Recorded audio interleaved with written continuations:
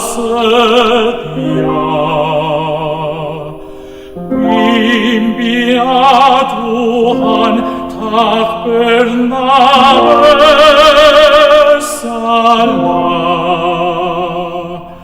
Tolongku Tuhan, memikul salibmu. Tuhan pimpin kamu sempurna.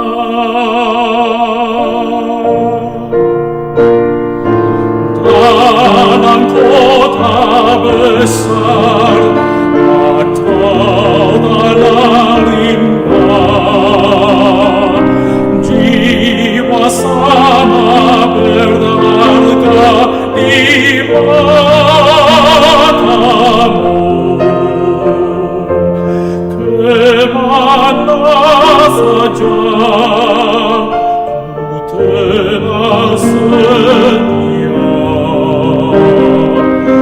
Ku mau cinta yang dicintamu.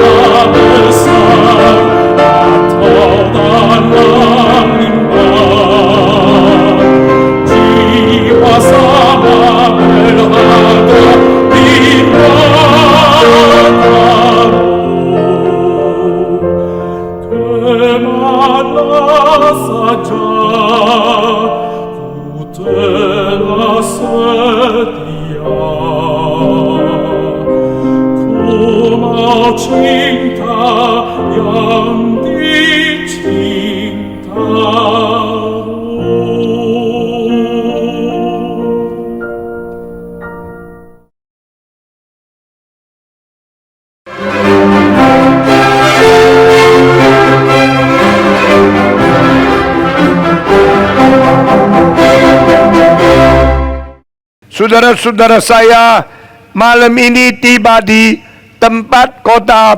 Nama kota ini apa? Manere. Saudara-saudara, saya harap ini adalah pertama kali, mungkin bukan terakhir kali. Kalau Tuhan pimpin lagi, mungkin saya datang lagi ke kota ini. Karena Tuhan memberikan firman kepada seluruh dunia. Karena Tuhan mencintai kita. Amin. Khotbah hari ini adalah khotbah yang paling dikenal oleh semua orang Kristen di dunia. Karena ambil daripada Injil Yohanes pasal 3 ayat ke-16 yang berbunyi, demikianlah Allah mengasihi isi dunia ini sehingga dikaruniakannya siapa? Anaknya yang tunggal itu. Siapa dia? Yesus Kristus, supaya barang siapa yang percaya jangan binasa, melainkan beroleh hidup yang kekal. Semua menghafal satu kali. 1, 2, 3. Karena demikianlah Allah mengasihi isi dunia ini sehingga dikaruniakannya anak yang tunggal itu, supaya barang siapa yang percaya kepada Dia Oh, semua bisa hafal. Jangan binasa, melainkan beroleh hidup yang kekal. Saudara sudah baca, saudara sudah hafal, sudah mengerti tidak? Saya percaya banyak orang Kristen di daerah Kristen sudah mengerti, tapi mari kita mengerti lebih dalam ayat yang penting, ayat yang emas, ayat yang pusat, ayat nuklir yang paling penting di dalam seluruh kitab suci ini. Demikianlah Allah mengasihi isi dunia. Saudara-saudara, istilah dunia dan bahasa Greka adalah kosmos. Demikian Allah mengasihi kosmos, mengasihi dunia ini. Di dalam kitab suci, istilah kosmos mempunyai 7 arti, bukan satu arti saja. Di sini bahasa Indonesia terjemahkan mengasihi isi dunia, bukan bumi ini. Bumi ini kalau kita mencintai, kita menjadi musuh Allah. Karena Alkitab berkata, jikalau orang mengasihi dunia, kasih kepada Bapa tidak ada di dalam dirinya. Maka Allah bukan mengasihi dunia ini, mengasihi manusia yang berada di dalam dunia ini. God so loved the world, so loved the people on this earth, people in this world, manusia, engkau dan saya. Allah mencintai kita. Dan di sini adalah ayat yang begitu bersifat representatif, begitu bersifat wakil daripada firman Tuhan. Firman Tuhan mengatakan Allah mengasihi manusia. Mengapakah? Karena alam semesta yang begitu besar, yang tidak terhingga itu cuma ada satu pusat. Pusat ciptaan seluruh alam semesta adalah bumi ini. Bumi lebih penting dari matahari. Karena bumi ada manusia, matahari di dalamnya tidak ada manusia. Bumi lebih penting dari Mars. Bumi lebih penting dari Jupiter. Bumi lebih penting dari Neptuna. Bumi lebih penting daripada Mercury. Bumi lebih penting daripada semua binatang di seluruh alam semesta. Satu-satunya sebab bumi ini memiliki manusia di dalamnya. Kenapakah bumi penting? Karena ada manusia. Siapakah manusia? Adalah pusat bumi. Seluruh alam semesta pusatnya cuma satu, yaitu bumi. Seluruh bumi pusatnya cuma satu, yaitu manusia. Kenapa manusia begitu penting? Karena manusia adalah satu-satunya makhluk yang dicipta menurut peta dan teladan Tuhan Allah. We are the only being created after the image and the likeness of God. Manusia satu-satunya hidup yang seharusnya hidup mewakili Tuhan, hidup mirip dengan Tuhan. Karena di dalam diri kita ada peta Allah, ada teladan Allah. Maka manusia seperti Allah adanya. Manusia begitu penting. Pada waktu Tuhan dari langit melihat ke atas bumi ini, dia melihat wakil-wakil dia di atas bumi. Siapa wakil Tuhan? Yaitu engkau dan saya. Kita merefleksikan, kita mewakili Tuhan. Kita menjadi peta teladan Allah yang dilihat oleh semua binatang yang lain. Macan, singa, gajah, semua ikan, binatang. Waktu mereka melihat manusia, mereka melihat penguasa bumi, mereka melihat peta teladan Allah. Kita mewakili Tuhan untuk memerintah seluruh bumi yang dicipta oleh Tuhan. Kita mewakili Tuhan untuk menguasai, membudidayakan dan mengontrol seluruh ciptaan Tuhan. Kita mewakili Tuhan menyelidiki, memberikan pengertian dan memaknai semua yang diciptakan oleh Tuhan. Jikalau Tuhan tidak pakai Adam memberikan nama, maka tidak ada satu binatang mempunyai nama. Itu yang memberikan adalah Adam. Maka Adam diberikan hak oleh Tuhan menguasai bumi. Dan Allah mengasihi dunia ini, berarti Allah mengasihi manusia. Allah demikian mengasihi manusia. Allah menciptakan seluruh dunia untuk manusia. The whole world are created for man. Seluruh dunia diciptakan bagi manusia. Manusia hidup di dunia ini boleh menikmati ciptaan Tuhan dari berlian, dari batu-batu yang mahal, dari emas, perak, tembaga, besi, daripada stengkol, daripada segala sesuatu, tumbuh-tumbuhan, semua yang kita pakai menjadi kenikmatan hidup adalah pemberian dari Tuhan. Allah memberikan segala sesuatu kepada manusia sehingga manusia menikmati ciptaan Tuhan dengan tidak terhingga.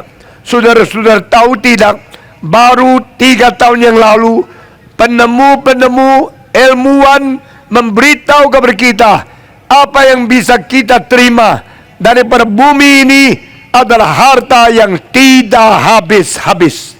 Tidak pernah ada satu planet, tidak ada satu bintang yang mempunyai barang benda yang lebih indah daripada bumi ini.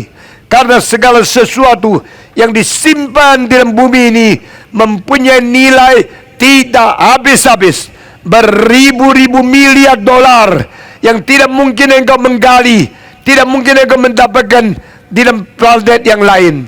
Karena Allah begitu mencintai dunia, mengkaruniakan bumi dan segala kekayaan hanya kepada manusia. Tadi manusia egois sehingga banyak orang hanya pentingkan sendiri. Mereka menjadi orang-orang yang suka mementingkan sendiri. Maka banyak pembesar-pembesar, raja korupsi, presiden korupsi, bupati korupsi, gubernur korupsi, uang untuk sendiri, sehingga banyak orang miskin tidak bisa menikmati apa yang dikaruniakan oleh Tuhan. Saudara-saudara, negara-negara yang mempunyai pemimpin-pemimpin yang jujur, rakyatnya berbahagia. Amin. Jikalau gubernur tidak korupsi, daerah itu rakyat dapat bahagia. Jikalau presiden tidak korupsi, negaranya bahagia. Jikalau raja tidak untuk sendiri, rakyatnya bahagia. Karena Tuhan menciptakan bumi yang kaya untuk dinikmati oleh manusia. Tetapi setiap manusia harus takut kepada Allah dan harus cinta kepada sesama manusia. Baru bahagia itu boleh dinikmati oleh semua orang. Saya berkata, biarlah presiden takut kepada Allah, gubernur takut kepada Allah, bupati takut kepada Allah, dan cinta kepada rakyat, memperduli segala bahagia rakyat, maka negara ini akan diberkati Tuhan luar biasa. Saudara-saudara, karena ini prinsip Alkitab. For God so loved the world, Allah mengasihi dunia. Allah memberikan tambang-tambang, Allah memberikan batu-batu indah, Allah memberikan hasil bumi, Allah memberikan udara yang segar, Allah memberikan ikan-ikan, binatang-binatang, semua yang kaya ini untuk menjadi milik manusia. Manusia di Indonesia adalah manusia yang sangat bahagia, karena negara Indonesia termasuk salah satu negara yang paling kaya di seluruh dunia. Amin. Bumi ini lebih indah dari Mars, lebih indah dari Mercury, lebih indah daripada Jupiter, lebih indah daripada semua planet yang lain. Karena bumi ini bumi yang penuh dengan kekayaan. Allah memberikan segala sesuatu untuk manusia. Ini adalah cinta kasih Allah. Tapi saya berkata kepada saudara, cinta kasih Allah bukan hanya berada di materi saja. Siapa bisa menjawab saya? Berkat Allah yang paling besar, hadiah Allah paling besar untuk manusia di bumi ini, hadiah apa? Hadiah yang diberikan Allah kepada manusia yang paling besar, hadiah apa? Tahu tidak? Allah memberikan hadiah yang besar untuk manusia. Hadiah begitu banyak. Yang paling besar hadiah apa? Apa? Anaknya yang tunggal. Semua, 1, 2, 3. The greatest gift from God to human being is He give His only begotten Son. Allah memberikan anak yang tunggal untuk manusia. Siapakah dia? Yesus Kristus. Bukan pendiri agama yang lain. Pendiri agama yang lain adalah orang yang agung, orang bermoral, orang mau cari kebenaran, tetapi mereka tetap adalah manusia yang berdosa. Sokrates mencari kebenaran. Semua pendiri agama mencari kebenaran dan mereka kira mencari Allah. Hanya Alkitab mengatakan Allah memberikan Yesus Kristus. Allah mencari manusia, bukan manusia mencari Allah. Allah memberikan anaknya datang ke dunia untuk mencari manusia. Itu sebab di dalam kitab Injil Lukas pasal ke-19 ayat ke-10 dikatakan anak manusia datang mencari dan menyelamatkan yang sesat. Kalimat ini muncul dari mulut Yesus Kristus kepada Sakyus. Dia berkata, engkau kira engkau cari saya kah? Bukanlah demikian, tapi sebaliknya, bukan engkau cari saya. Engkau panjat pohon, engkau mau lihat saya. Karena engkau pendek, engkau tidak kelihatan. Banyak orang berjejal-jejal, engkau naik di pohon mencari saya. Sebenarnya, saya yang cari engkau. Ajaran menganggap manusia cari Allah itu salah. Ajaran yang mengatakan Allah cari manusia itu ajaran yang benar. Semua agama pikir mereka cari Allah. Hanya Tuhan Allah berkata Dia yang cari manusia. Bukan kita bisa cari Allah, tetapi Allah yang mencari kita. Kenapa? Karena Allah tidak pernah hilang, tidak perlu dicari. Yang hilang bukan Allah, yang hilang adalah manusia. Manusia hilang di dalam dosa. Manusia jatuh di dalam kegelapan. Manusia hilang di dalam kesesatan iman, kesesatan rohani, kesesatan pengajaran. Maka yang hilang bukan Allah, bukan Allah yang dicari. Yang hilang adalah manusia, maka Allah mencari manusia. Jikalau pen saya hilang, saya cari pen atau pen cari saya? Jawab. Jikalau arloji saya hilang, saya cari arloji atau arloji cari saya? Jikalau manusia yang hilang, lalu hilang di dalam dosa, mungkinkah manusia mencari Allah? Tidak bisa. Manusia yang hilang bukan Allah. Maka bukan manusia cari Allah, melainkan Allah cari manusia. Semua 1, 2, 3. Bukan manusia mencari Allah, tetapi Allah mencari manusia. Hanya ada Alkitab yang mengatakan Allah mencari manusia. Yesus berkata, anak manusia datang mencari dan menyelamatkan yang sesat. Itulah Injil. Itulah ajaran daripada kitab suci. Allah mencari manusia melalui turunkan Yesus Kristus. Sendiri adalah Allah, tapi rela menjadi manusia. Lahir melalui anak darah Maria yang tidak pernah sentuh, tidak pernah hubungan seks dengan pria apapun. Dia adalah perawan yang suci, mendapatkan naungan Roh Kudus. Akhirnya dia hamil, melahirkan Yesus Kristus.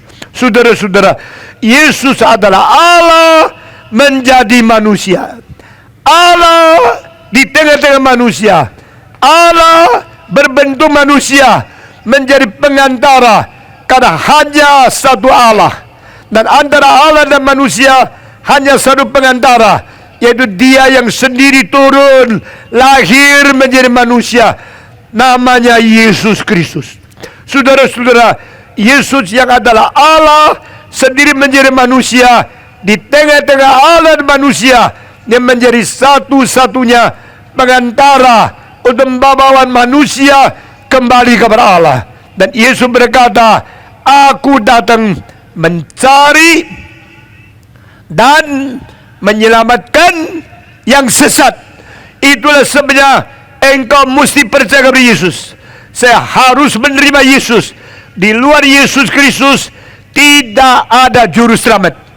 Selain Yesus Kristus tidak ada pengantara. Dan di dalam Yesus Kristus dan cara dipaku di atas kayu salib, baru ada jalan kembali kepada Tuhan.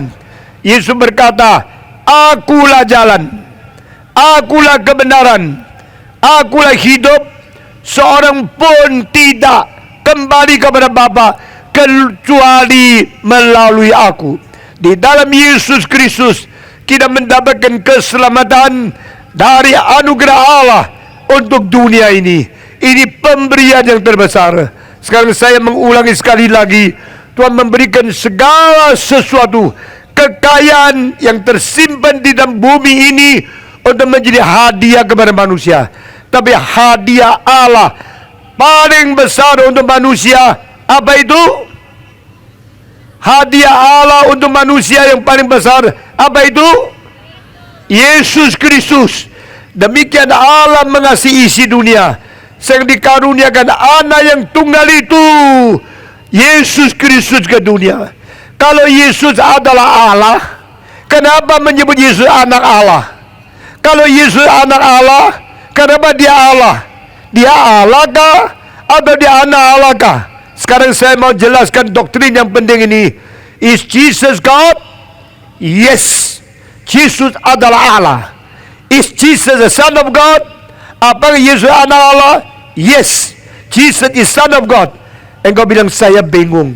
Yesus Allah atau Yesus anak Allah? Saya tanya, Yesus Allah bukan? Jawab. Bukan. Yesus Allah bukan? Kalau Yesus bukan Allah, kenapa engkau menyebut dia Tuhan? Tuhan itu cuma satu. Yesus adalah Allah, baru dia boleh menjadi Tuhan. Our God, our Lord is the same God and same Lord. Allah itu hanya satu. Tuhan itu esa adanya. Yesus adalah Tuhan karena dia bersifat ilahi. Sekarang saya tanya, Yesus Allah bukan? Allah. Saya tanya lagi, Yesus anak Allah? Bingung ya? Engkau boleh bingung ya? Yesus kalau Allah, bagaimana dia bisa jadi anak Allah? Yesus kalau anak Allah, bagaimana dia Allah? Kalau dia Allah, bukan anaknya kok. Kalau dia anak, bukan bapaknya kok. Yesus Allah, Yesus anak Allah. Banyak orang Kristen selalu keganggu, selalu tidak mengerti. Malam ini saya memberikan penjelasan supaya saudara mengerti. Yesus adalah Allah dan Yesus adalah anak Allah. Semua 1, 2, 3. Bagaimana dia anak Allah? Dia juga Allah. Bagaimana dia adalah Allah? Dia tidak anak Allah. Sekarang saya tanya, engkau manusia bukan? Bukan. Engkau manusia bukan? Engkau anak manusia bukan? Aku mulai ngerti ya. Saya manusia, saya anak manusia semua. Manusia, anaknya juga manusia. Semua. Manusia, anaknya juga manusia. Jadi yang jadi anak manusia, dia sendiri adalah manusia. 1, 2, 3. Yang jadi anak manusia, dia sendirinya juga manusia.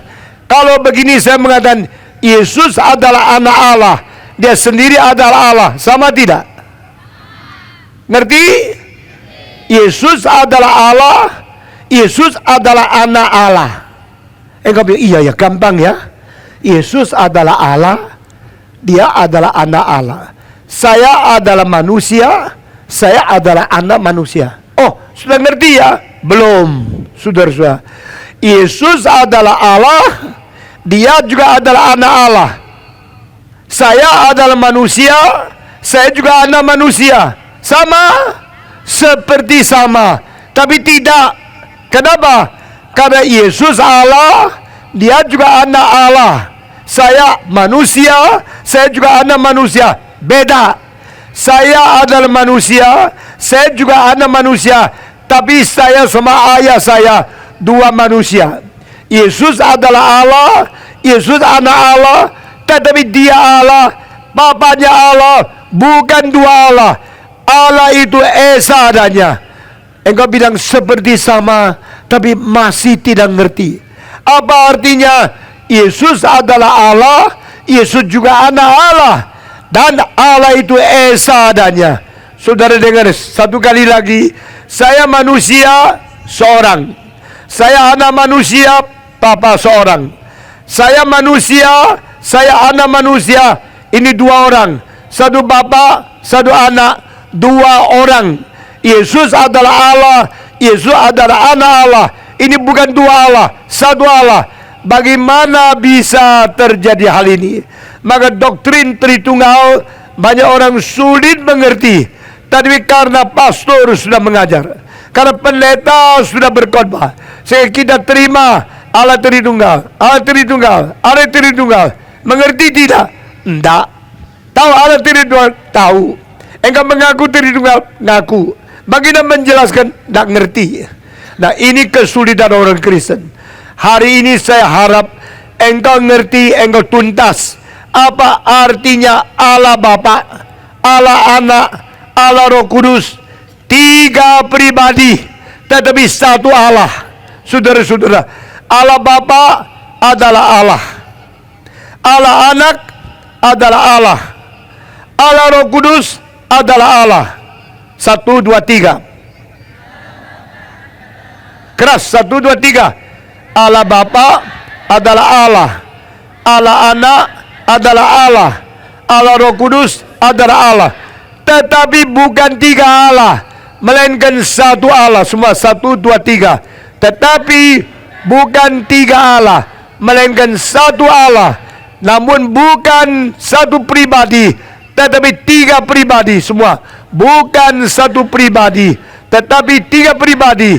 Allah Bapa pribadi pertama, Allah Anak pribadi kedua, Allah Roh Kudus pribadi ketiga. Tiga pribadi, satu Allah. Waduh, saya susah mengerti. Sekarang saya tanya saudara-saudara, banyak orang coba menjelaskan Allah Tritunggal dengan umpama-umpama yang kelihatan enak didengar, tapi salah. Ini ada satu gelas air. Waktu saya membakar dengan api, air mulai menjadi hangat, hangat menjadi panas, panas menjadi lebih panas, panas menjadi lebih panas, menjadi paling panas. Akhirnya setelah lebih dari 100 derajat, saya bakar pakai api lagi. Air ini menjadi apa? Menjadi apa? Menjadi uap. Pada waktu air menjadi uap, mulai dia naik, berhenti di sana. Sekarang mulai keluar umum, sesudah umum menjadi uap, naik ke angkasa. Di situ bentuknya menjadi besar 700 sampai 1000 kali besarnya, sehingga air menjadi uap karena setiap cc ditambah kalori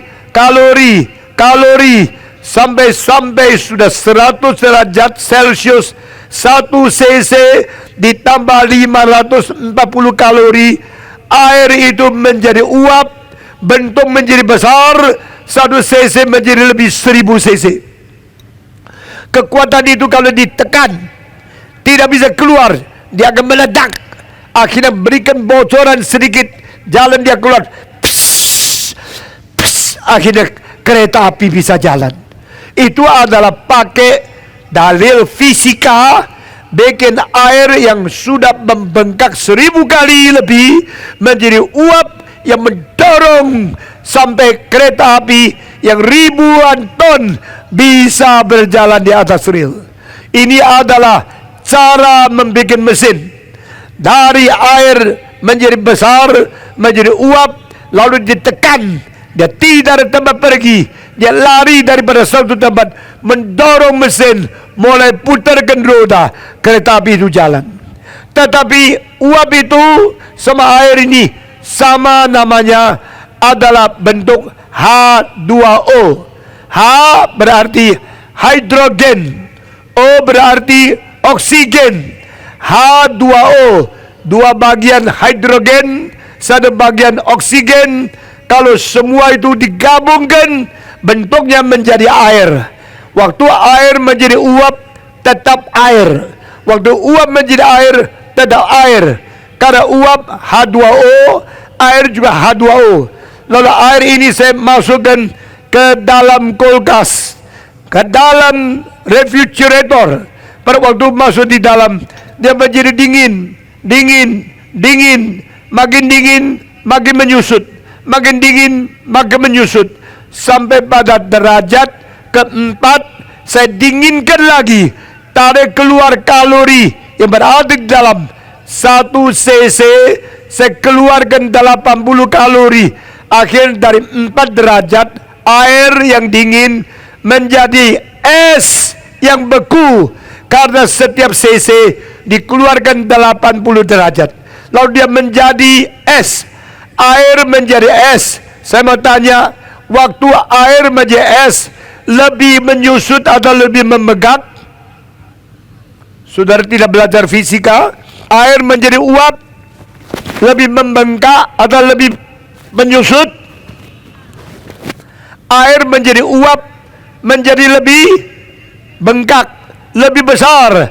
Tapi air menjadi es, terus menyusut, sampai menjadi es, membengkak lagi 10%. Itu sebab es bisa ngambang. Kenapa menurut fisika makin dingin makin menyusut, tetapi makin memuai makin panas? Mengapa sampai derajat ke-4 Celsius dia membengkak lagi? Ini satu ajaib dari Tuhan Allah, supaya air kalau sudah menjadi es harus menjadi besar lalu ngambang. Kenapa ngambang? Karena Tuhan mau memelihara ikan di dalam laut tidak mati karena air membeku menjadi es. Kalau air sudah membeku, es itu ngambang, ikan masih hidup. Itu cara Tuhan memelihara ciptaannya yang ajaib. Saudara-saudara, bumi ini penuh dengan keajaiban. Makin kita telusuri, makin kita selidiki, makin kita mengerti sedalam-dalamnya, makin kita memuliakan Tuhan. Oh, thou art so great. How great thou art.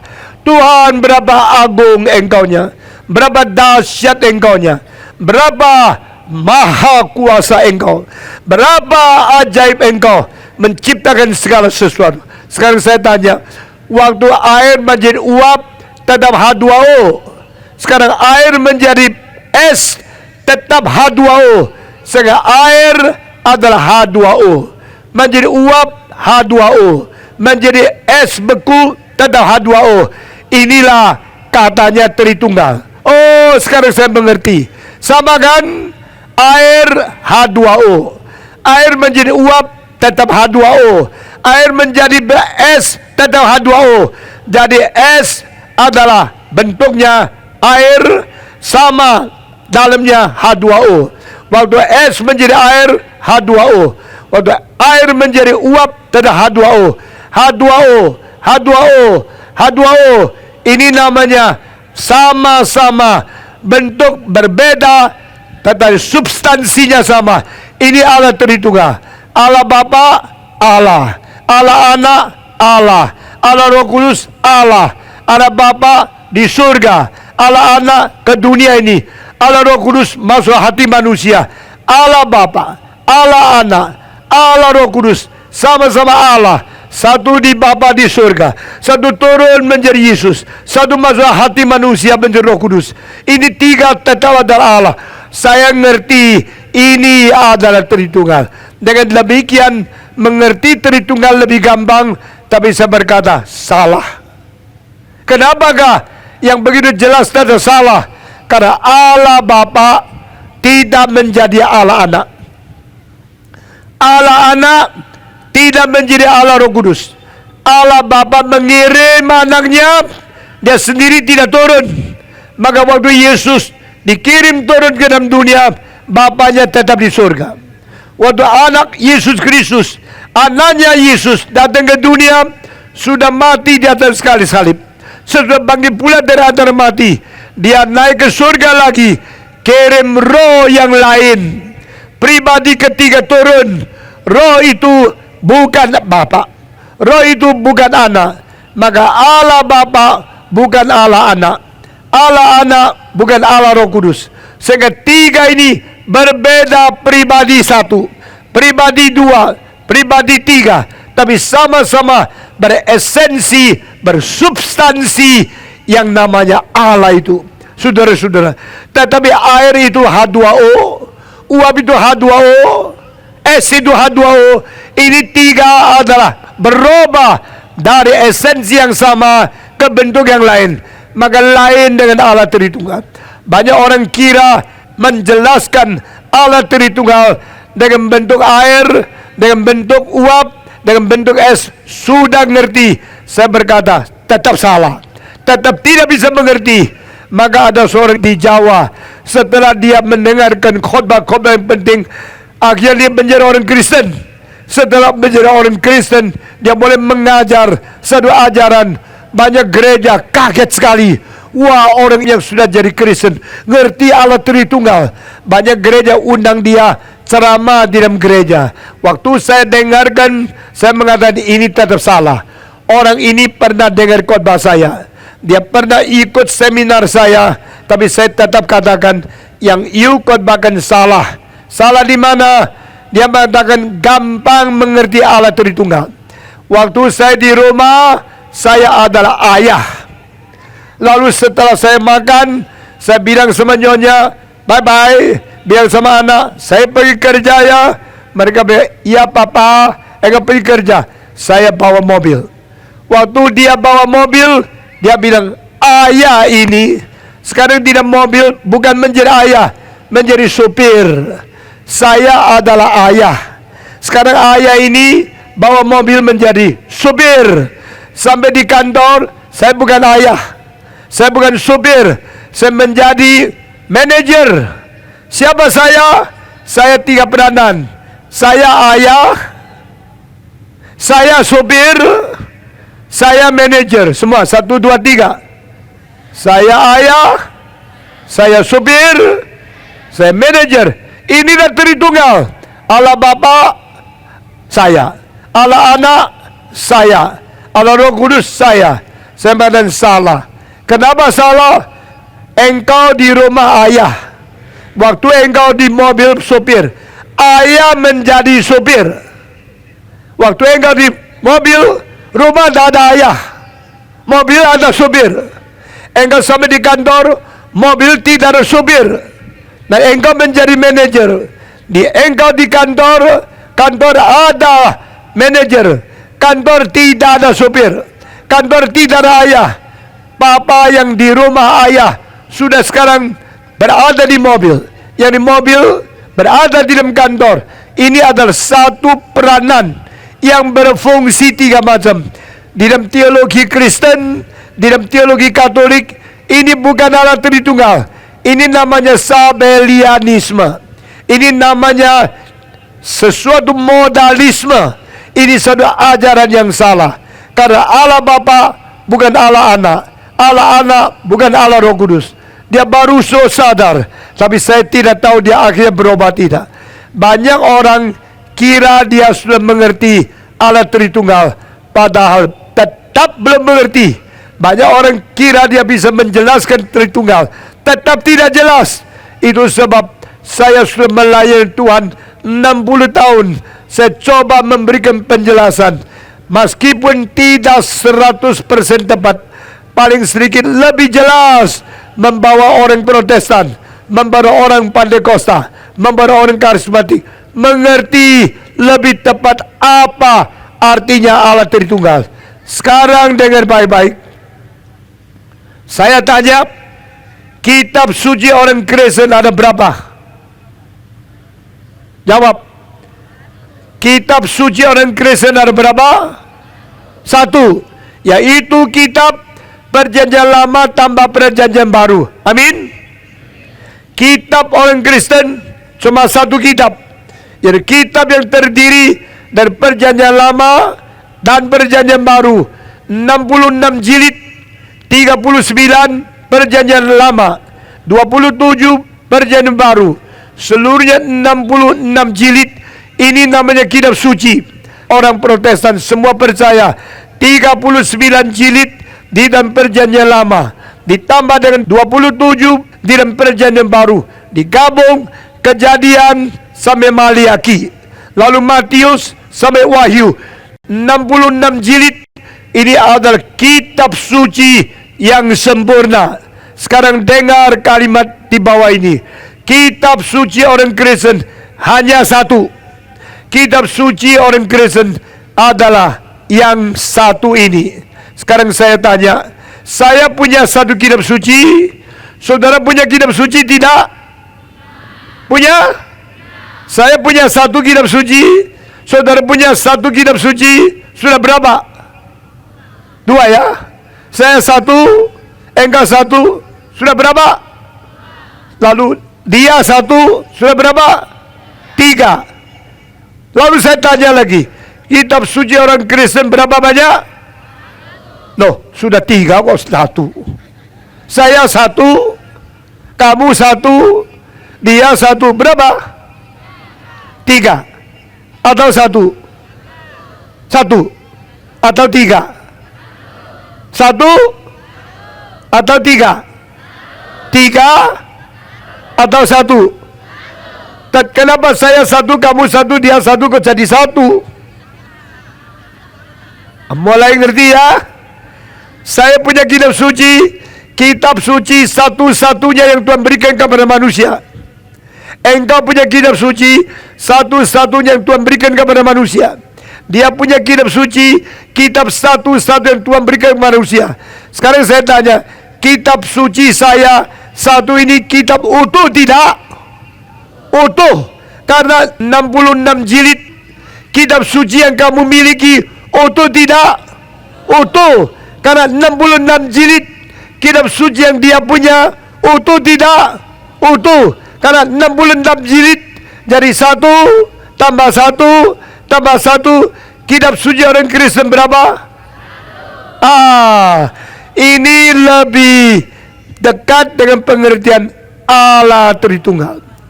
Kitab suci saya bukan kitab sucimu, jangan dibawa pulang.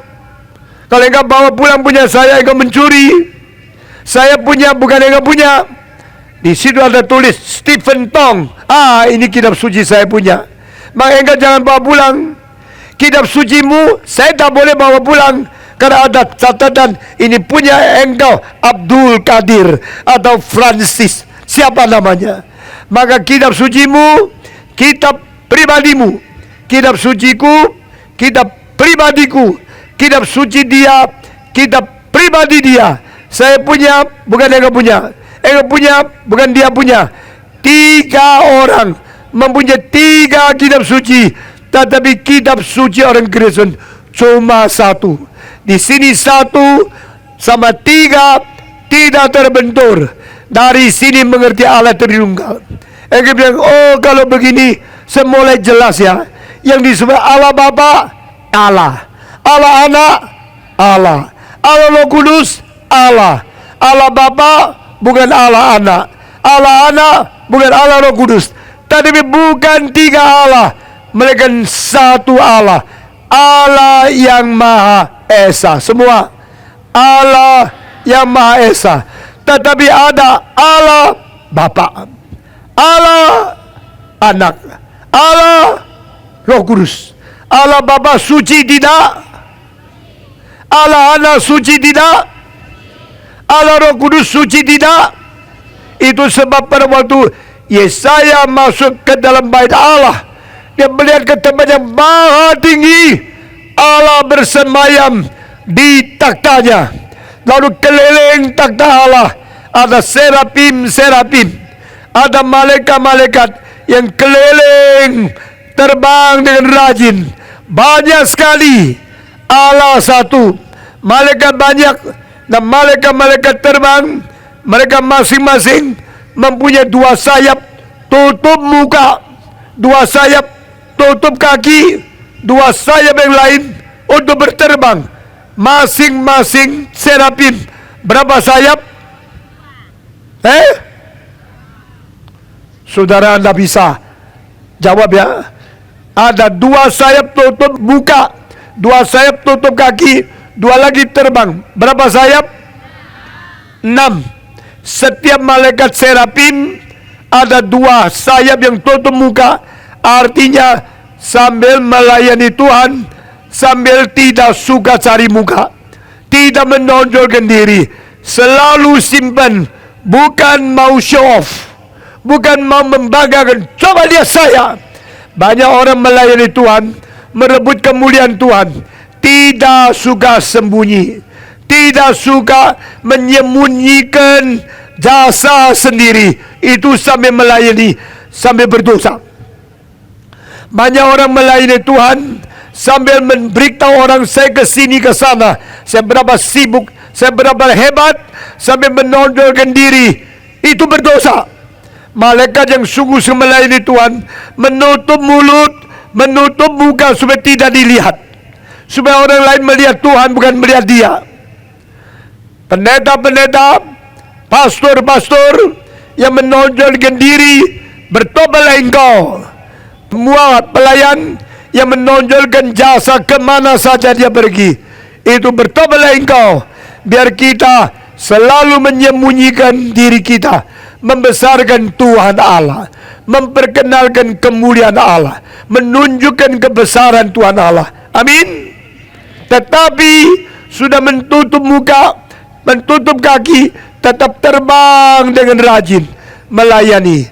Saudara dengar, waktu Yesaya masuk ke dalam bait Allah, dia mendengarkan malaikat-malaikat menyebut, bersahut satu dengan lain, suci, suci, suci, sanctus, sanctus, sanctus. Berapa kali?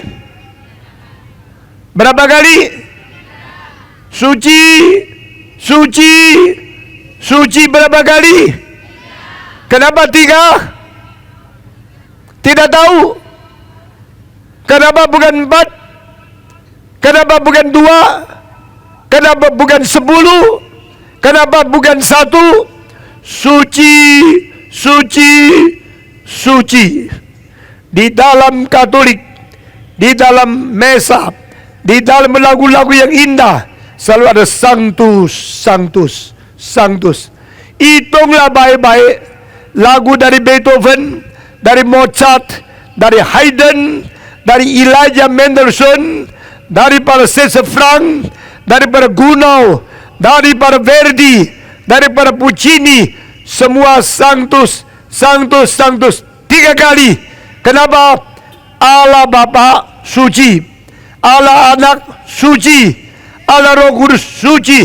Amin. Karena 3 ini adalah Allah yang Esa. Allah Bapa, Allah Anak, Allah Roh Kudus suci, suci, suci. Saya seorang konduktor, saya seorang komponis, saya seorang pendeta, saya seorang teolog, saya orang musikologis, saya seorang yang mempelajari doktrin kekristenan daripada iman rasuli, iman Athanasius, dari iman kepercayaan, daripada segala sejarah. Terus kita mengetahui Allah Bapa, Allah Anak, Allah Roh Kudus adalah Allah suci yang terdiri dari 3 pribadi. Hanya 3 pribadi.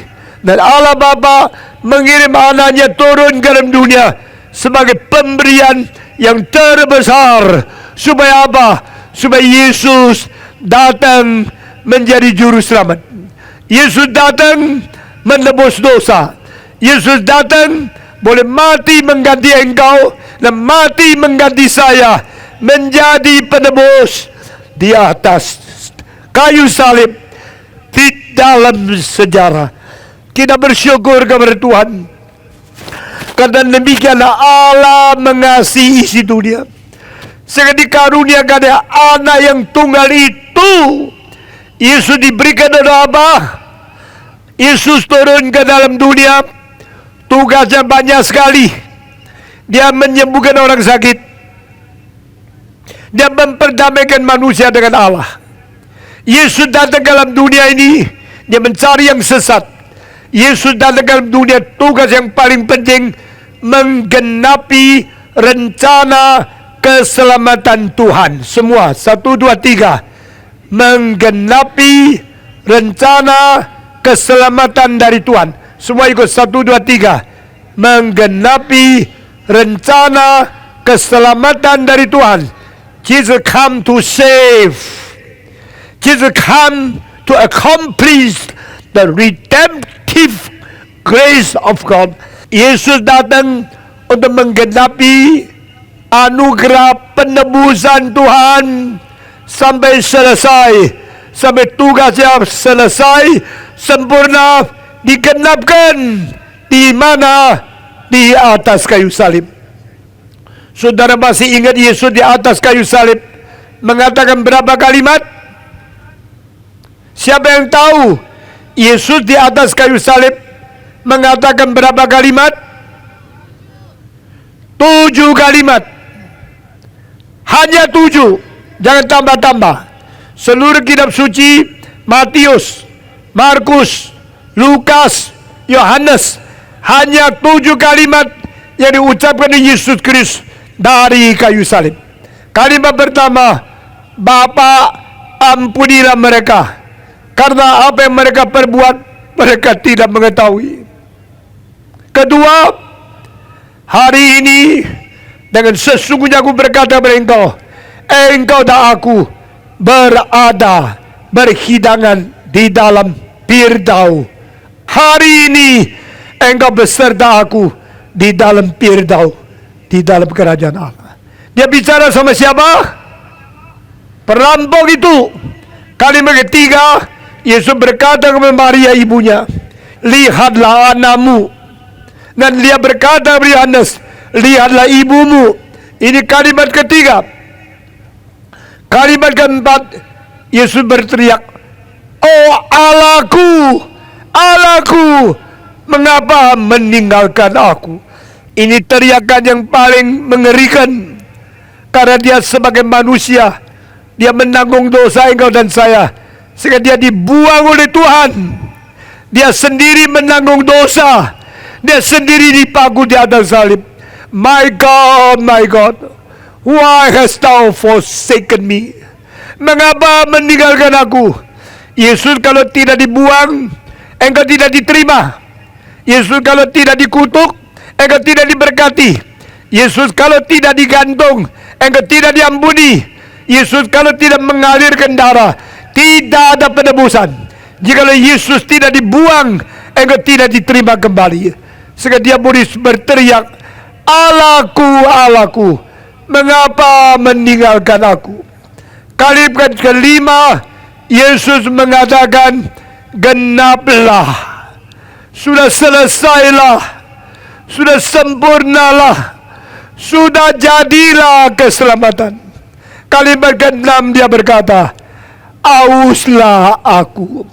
Dan kalimat ketujuh dia berkata, ya Bapa, aku menyerahkan nyawaku di dalam tanganmu.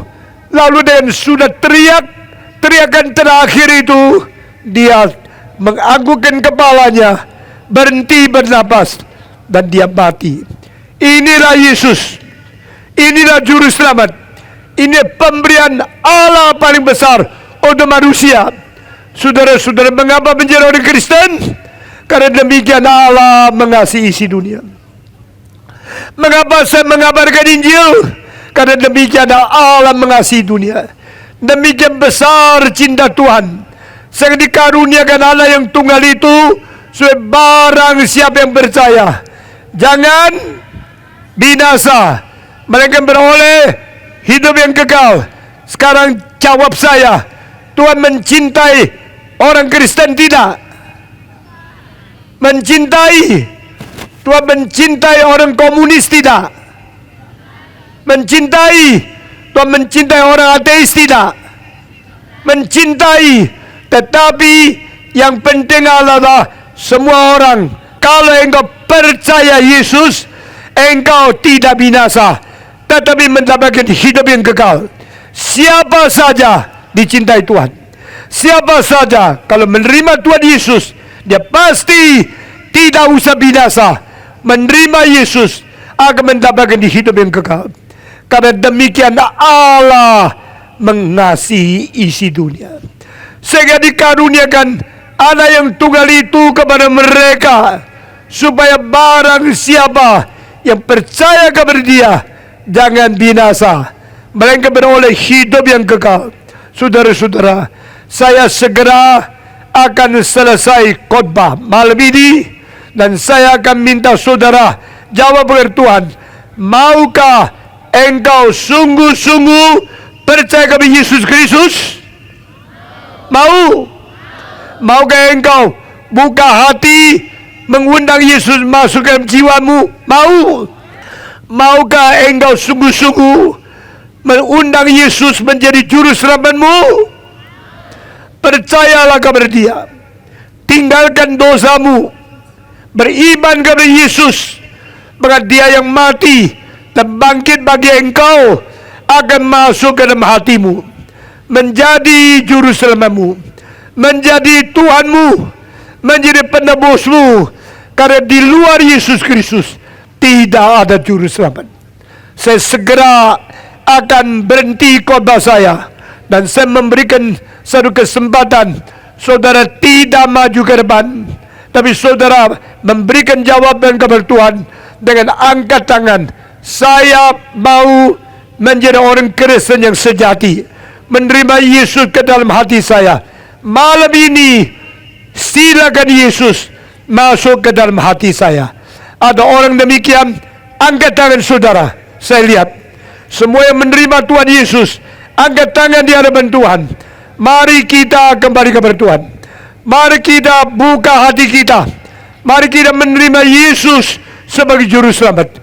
Karena demikianlah Allah mengasihi isi dunia, sehingga dikaruniakan anak yang tunggal, supaya barang siapa yang percaya dia jangan binasa, melainkan beroleh hidup yang kekal. Amin. Sekarang semua yang mau menerima Tuhan, yang angkat tangan, mari kita semua berdiri, kita berdoa bersama-sama. Semua berdiri di hadapan Tuhan. Ikut saya berdoa, satu kalimat demi satu kalimat. Semua tunduk kepala, semua tutup mata, semua lipatkan tangan, semua ikut saya berdoa. Bapa di dalam surga, saya berterima kasih.